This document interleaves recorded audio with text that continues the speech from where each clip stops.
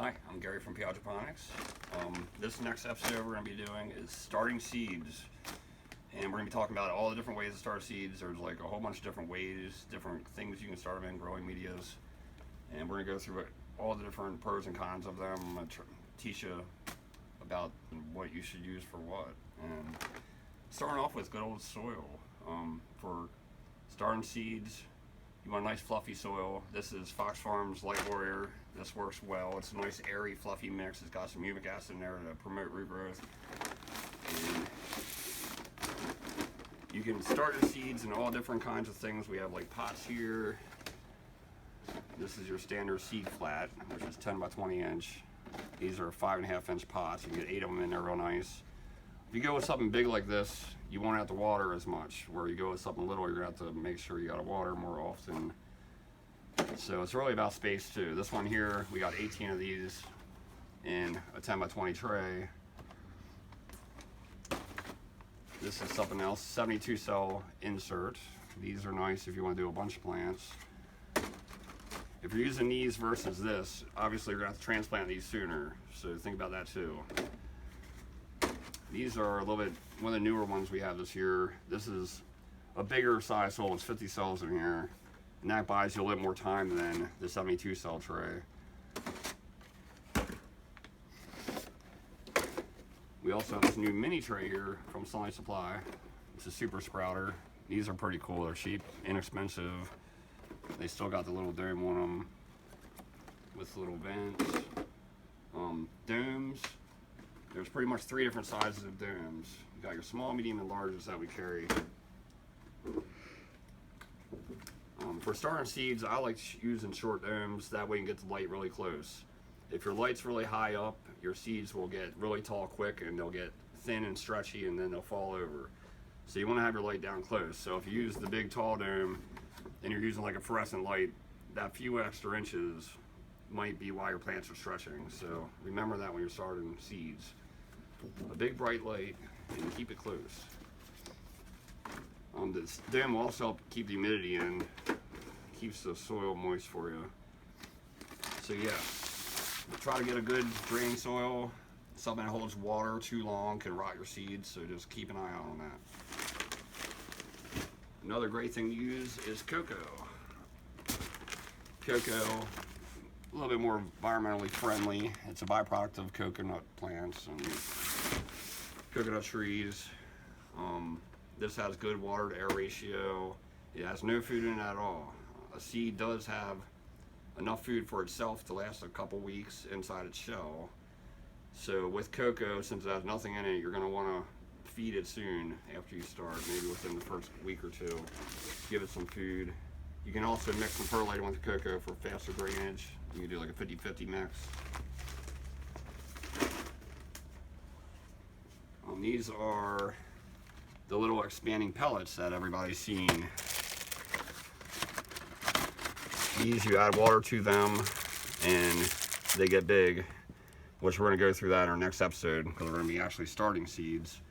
And these are nice because they're inexpensive. They're not very good for cuttings, but for seedlings, they're a cheap way to get going.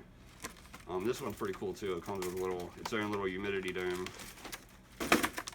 So it's a nice little kit that we sell.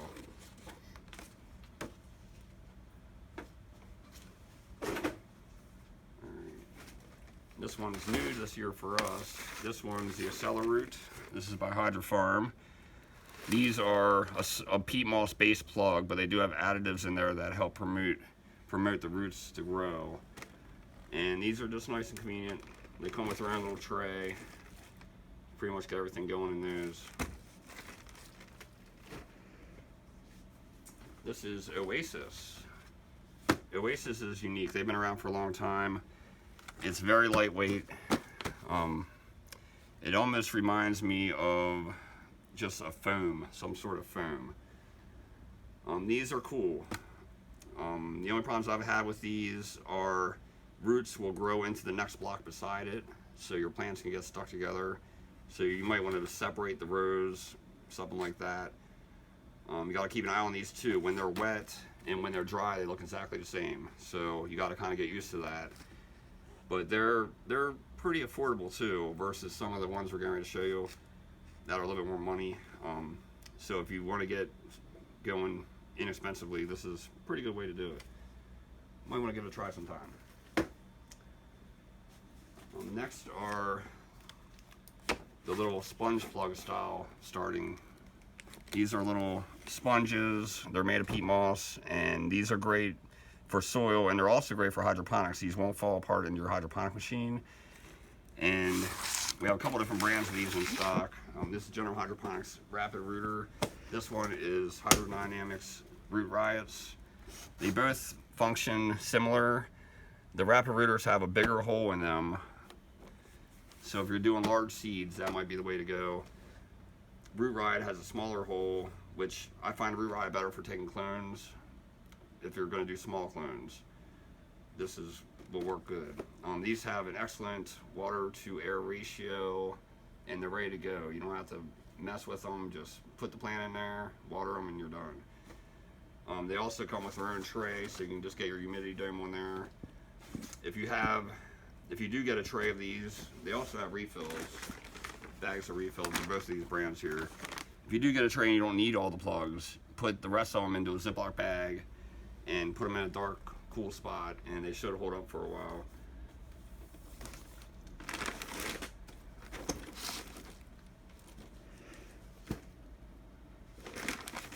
The last thing we're going to go over is the Rockwool. Rockwool, this is a starter sheet. There's 98 of them on this one, and for around 10 bucks, it's pretty affordable. Rockwool is great for hydroponics. It doesn't fall apart. You can also transplant this into soil with no problem at all. Rockwool holds a ton more water than anything else, so that is a concern for starting some seeds, because you don't want seeds to rot. So in Rockwool, you don't want to have this sitting in water in your tray. You want to like water it down nice and not have it sitting there, because that way it gives it a chance to breathe. And we're going to show you how to use all this too in our next episode. Like this Rockwool in particular, you have to pre-condition this. So we're going to be going through all that on our next episode. So you're going to want to see that. Come in, stop back and see that. And I'm Gary from PA Hydroponics, and we also have a store in Maryland called All Good Garden Supply. And we'll see you on the next episode. Have a good one.